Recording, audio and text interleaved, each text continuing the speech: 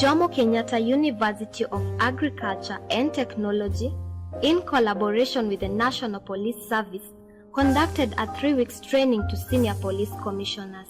The course entailed public management, devolution system and structure, peace and conflict resolution, budgetary planning and control, social geography and profiling, among other units. This course was carried out from the 7th to 25th of January 2013.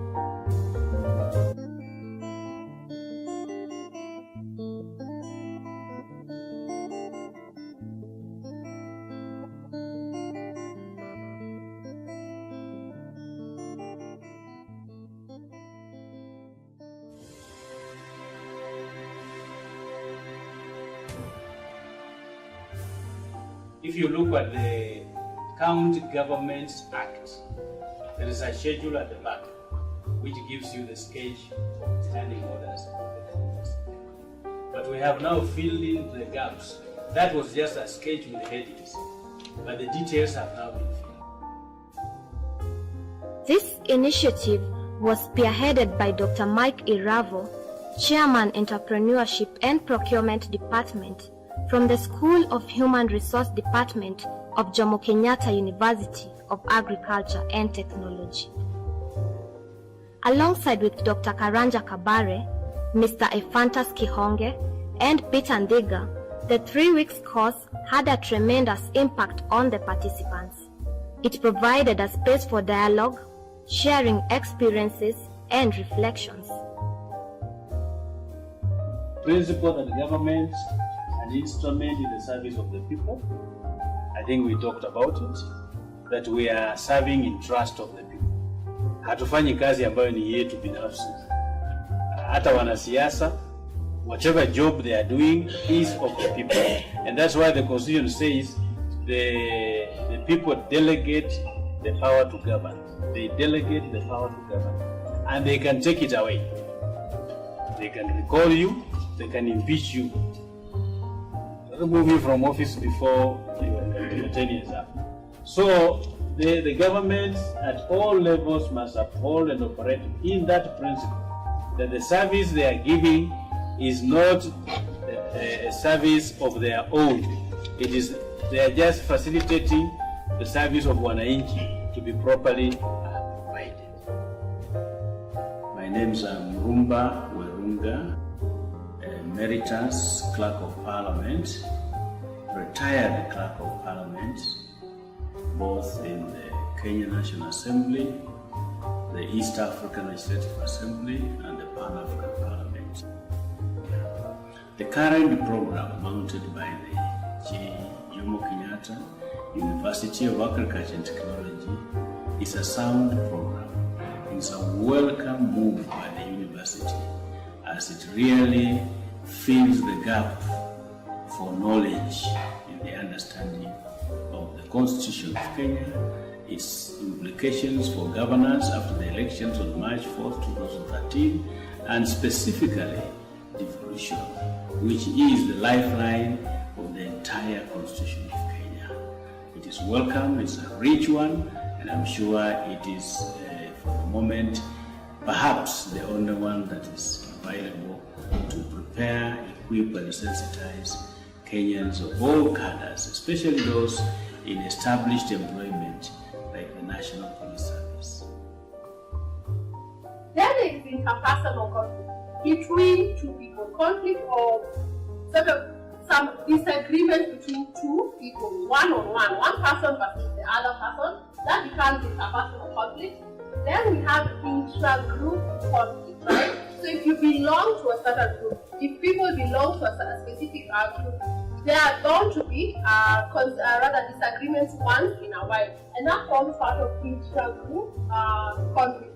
Then we have inter-group conflict, which is between two conflicts. They may be fighting because of common resources, they may be fighting because of things that they both feel like they need. And then lastly, we have international conflict. As security officers and specifically as police officers, I think you have encountered all of them. But professionally, you're supposed to deal with the last four, right? So So once you find out who the actors or the parties are involved, you need to move on to the next question. And the next question is, what are the root causes, right? Which is very, very critical. Once you have established who is fighting, you need to find out why. Why is the conflict there? I think we are going to talk about reaction to a general conflict which you have had. And the way my reaction to a conflict which I had is that I tried to mediate on conflicts on a win-win situation. And the conflict I had at my place of work, I had a very wealthy family. One of the members of the family was a doctor, and the wife was a lawyer. And this doctor happened to befriend a nurse at their place of work. I will not say where. And the doctor ended up assisting the nurse to purchase a car. And the lawyers, the doctor's wife, who is a lawyer, knew about it. And she followed and got all the details about that transaction. And later, conflict arose. There is severe conflict between the lawyer who is the wife of the doctor, and the nurse. However, to the thick of things, now that matter landed on my desk through the wife. So I had to summon the doctor, who was very undermanned, to come over. And they were not actually seeing eye to eye, and they were not even talking. But somehow I secured the doctor's presence in my office, and I ensured that at the time the doctor was coming, the wife was also there.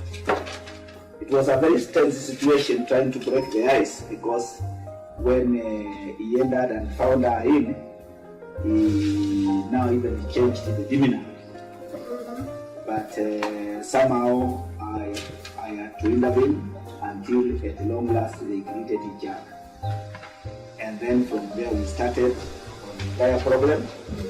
And I ended up now giving them another date to come into the office. And this time I called the nurse. Fortunately, the nurse agreed that they are friends.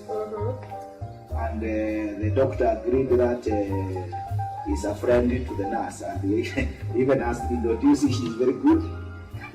So we continued talking after we relaxed the environment such that everybody was talking well.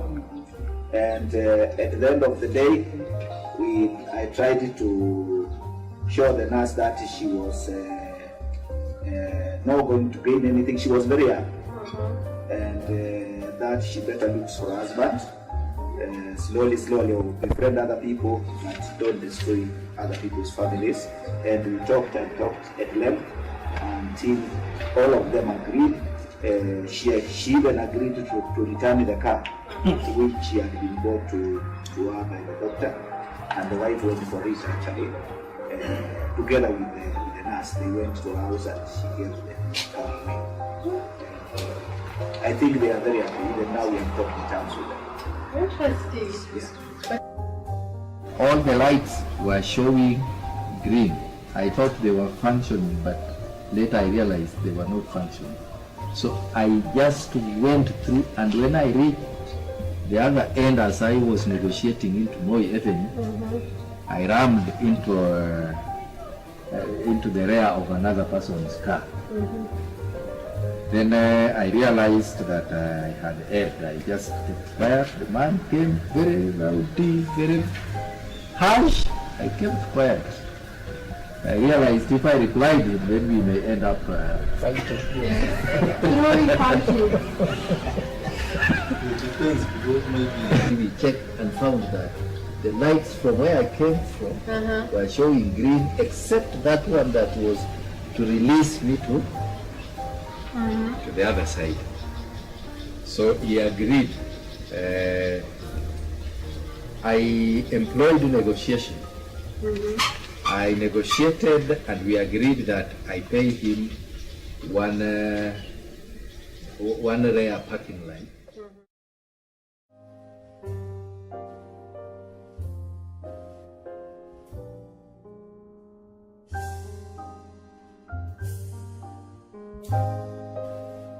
A budget is a quantified plan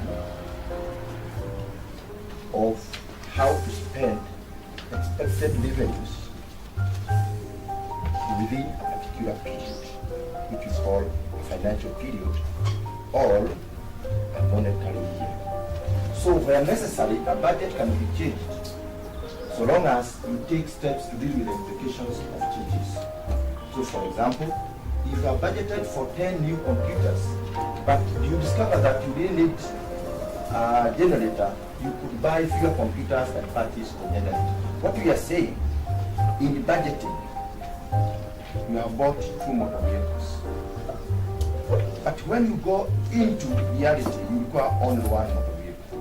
So you go back, because you have not bought the 2 motor vehicles, just a budget. You go back to the budget and you remove 1 vehicle, you put other fixed assets that can add value.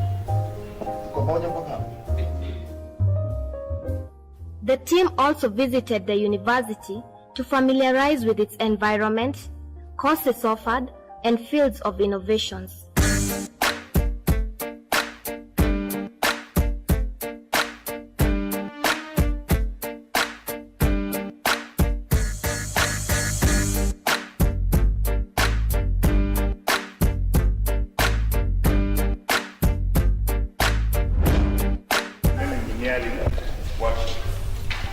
In this workshop, we now carry out our research, both for our students and staff.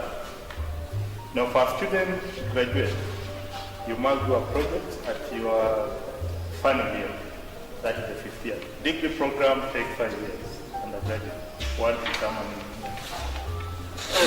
for them to be able to now to check out, they have to do a project, it's a requirement.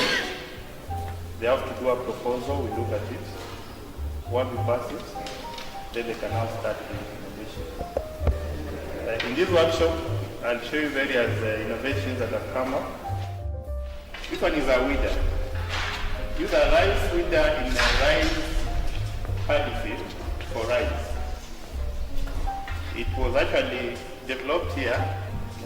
So what happens is that when you go for exhibition outside, like shows, farmers and other interested parties come up, they say they'd like to know more on this. We have what we call extension arm of our division. We get groups of farmers like what you're doing in Moya. We train them, plus the Juakadi, on how it operates first, then how it is made. Of course, you have to put the scientific, the engineering kind of input out there. You just don't get a metal and then you start making on things. So there are those measurements, you have to take care of them with the precision. So once you do that, you are now able to produce. Of course, there are small commissioners at the university that come in the university. They're able to produce and sell. If you went to Moya right now, if you don't come from Moya, you find that in the Moya rice field, they actually be able to read in between those rows of the rice aggregate. So at this stage is a header section that we've done, but at the end of the day we'll have a complete machine that is able to move into rice field, harvest the rice fresh, and do the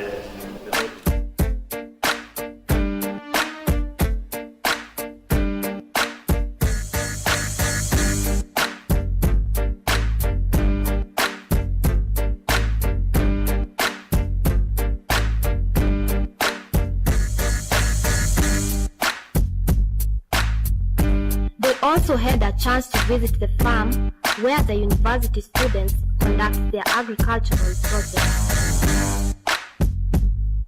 So we normally have short courses in energy, environment. We also have postgraduate diploma in occupational safety and health. We have a Master of Science in Environmental Legislation and Management. We also have a Master of Energy Technology. And we also have PhD in those 3 areas. We also have a Master's of Occupational Safety and Health. And another course that we offer is Environmental Impact Assessment and Audit. It's a 3-week course, a very popular course, and these are the people who do for your projects environmental impact assessments and audits.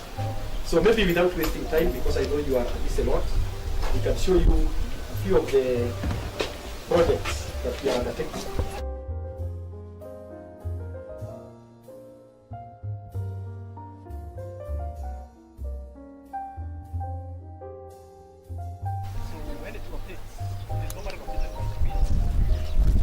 So what we are doing, we are trying also to do mapping of the weed resources in the whole country, so that we can say in this area, like in Turkana, if you are to put up a similar system, you can generate so much. So we are providing the technical information that was not there. Otherwise, I think the Catholic missions might have this. So if I want you to come and do to my place, what do I need to do? If you want us to come to your place, you just need to tell us, then we are going to engage our experts to come and do that. Then we shall be doing the monitoring and maintenance bit. Yeah. Secondly, if I may add to that, you realize even if it has been a new technology, it has not taken up in Kenya. Why has it not taken up in Kenya? It is because we don't have that technical data. So that out of that, whenever we map or when we are done with the mapping, at least will help in uptaking of the technology and see whether we can change from the mainstream energy, what we believe is energy in our areas, that is electricity and firewood and charcoal, yeah, and move to what is renewable and what is going to keep us for a long time. Yeah. I need to know what is the power output in terms of energy, the other megawatts, and in terms of in relation to a homestead. To what extent will you be able to tap energy from here vis-a-vis this one? And when you compare also with the normal power grid.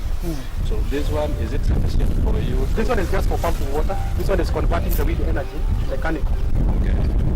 Through water from the ground. What about this? This is the one that is generating power. Yeah, how much? This one is 1 kg. 1 kilo.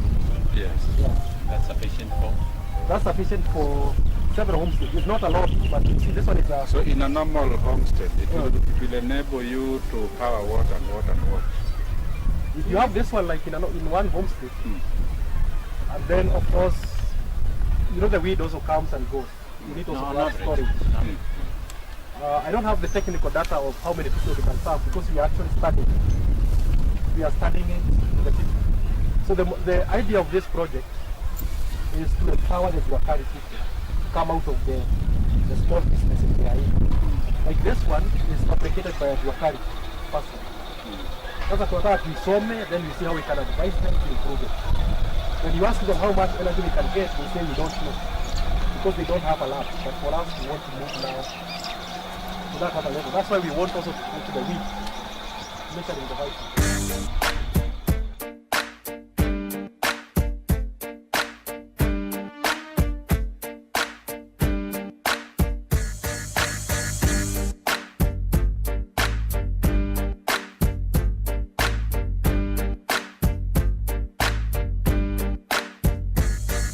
So what we have here is a biogas digester.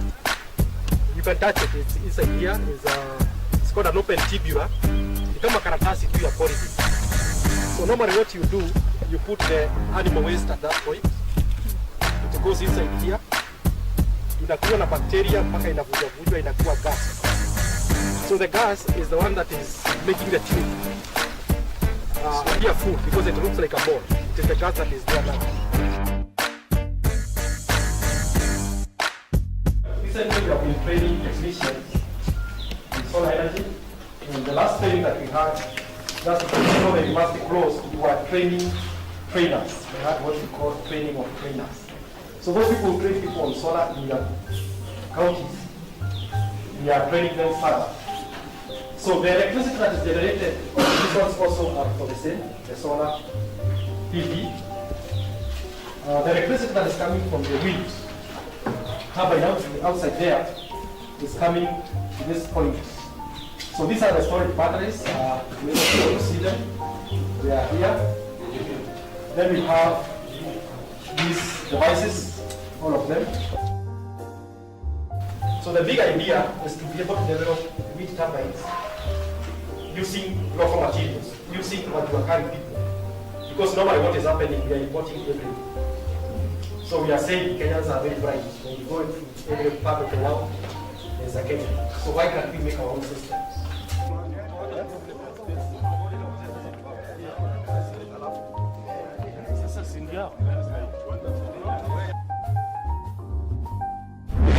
In front of us is Dr. Obwara, senior lecturer in the Department of Horticulture, and he's going to take us through one of the afternoon sessions.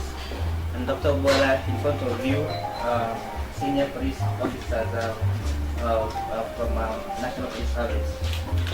I will maybe give you a very brief overview. Our function in this department is mainly academic.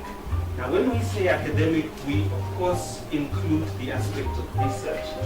So we are trying, what we attempt to do really is to address real problems that are being faced by the Kenyan farmer or the Kenyan horticultural industry. So our mandate really is to open up the minds of our youth. When they come here, many of them have no concept of what horticulture really is. And we take them to the point where they can either be professionals in the field or alternatively work on research aspects which will help to develop our horticultural industry in the future.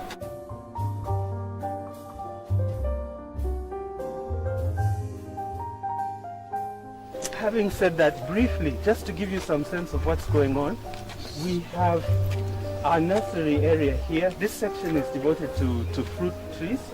Although we also propagate other forms of trees, we've done kayapple, we've done a host of fruit trees. My friend here asked me a very pertinent question. There are trees there are fruits in this country which are literally disappearing.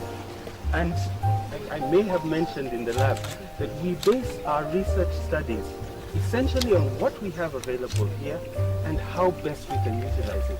If we are going to turn it, whether it's economic value, social value, we need to be able to determine those things, and we bring those items into the university and research them, and from there we release them to industry if they're interested, or to individuals. We don't close our doors. So if I'm doing a project, for example, that might be of interest to somebody else from wherever, my work is paid for by the Kenyan taxpayer.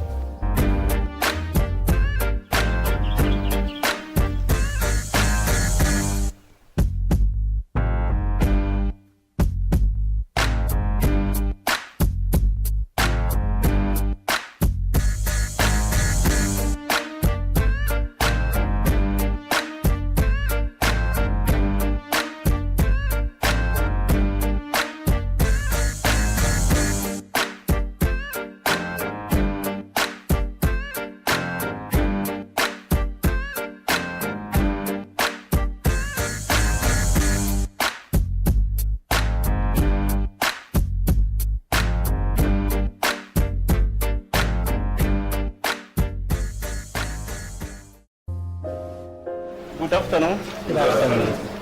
My name is Professor Namsonge, the chairman of the Department of Entrepreneurship and Procurement in the School of Human Resource Development. I'm the acting chairman, and we are very happy to receive you here today. I hope you have enjoyed JKU, seeing what's going on here. We really appreciate your presence here. And as Professor said, you got whatever you learned here is going to be of use.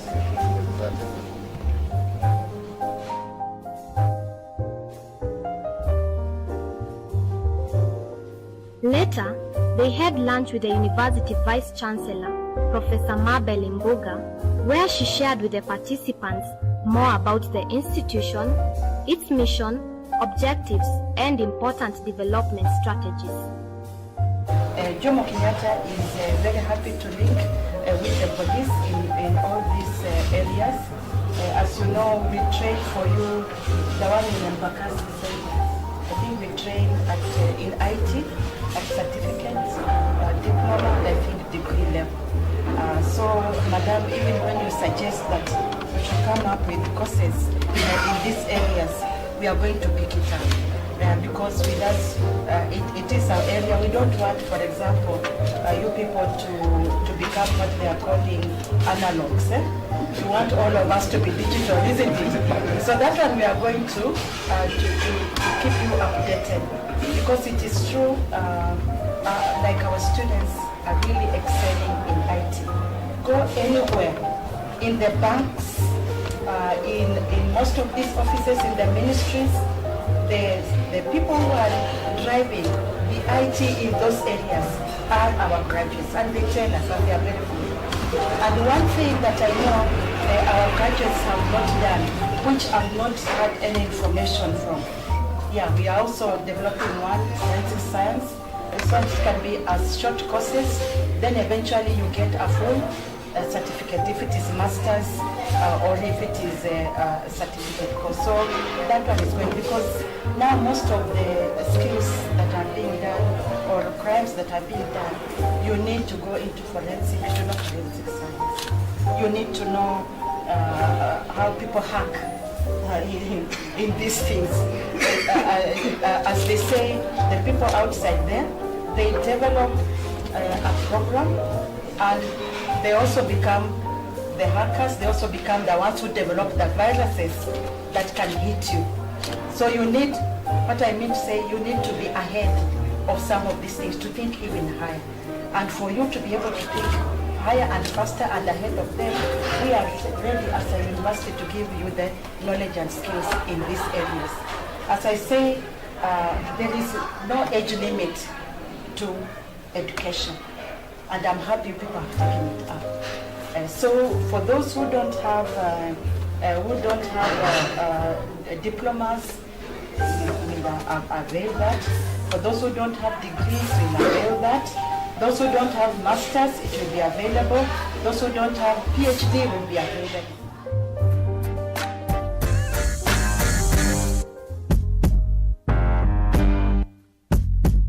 The last day of the course was a fine conclusion of the training program.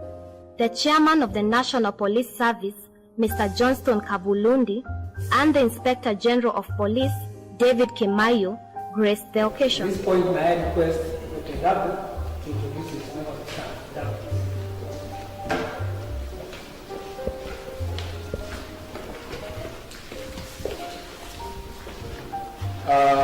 I greet you in the name of God. Good afternoon.